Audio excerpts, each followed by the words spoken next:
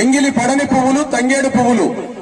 తంగేడు పువ్వులు ఎంగిలి ఎందుకు పడలేదంటే తంగేడు పూలను బతుకమ్మ తల్లి ఉత్సవాల్లో కాకుండా ఇంకెక్కడ కూడా మనం ఉపయోగించాం. ఆడవాళ్లు జడలో పెట్టుకోరు, మాలలల్లి మెడలో వేసుకోరు, ఉత్సవాలలో ఊరేగింపులలో ఎలాంటి పూజలలో కూడా తంగేడు పూలను వాడము. కనుక అవి ఎక్కడ కూడా ఎంగిలి పడలేదు. అలానే పువ్వులలో ప్రతి పువ్వును క్రిమికీటకాలు సైతం ఎంగిలి చేస్తాయి. మీకు అందరికీ తెలుసది.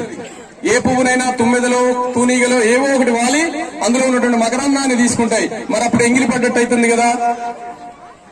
అందుకని తంగేడు పువ్వును మనం ఎలా తీసుకొస్తాం? పువ్వు విచ్చుకోకముందే మొగ్గ దశలో ఉన్నప్పుడు, ముడుచుకొని ఉన్నప్పుడే తీసుకొస్తాం. పువ్వులను తెంపుకురాం, గుత్తులు గుత్తులుగా విరుచుకొస్తాం. అప్పుడు ముడుచుకొని ఉన్నప్పుడు క్రిమికీటకాలు సైతం ఆ పువ్వును ఎంగిలి చేయలేదు. అంటే చూడండి ఎంత పవిత్రంగా ఉందో. ఎక్కడ కూడా ఎంగిలి పడనటువంటి పూలు తంగేడు పూలు. ఆ తంగేడు పూలతో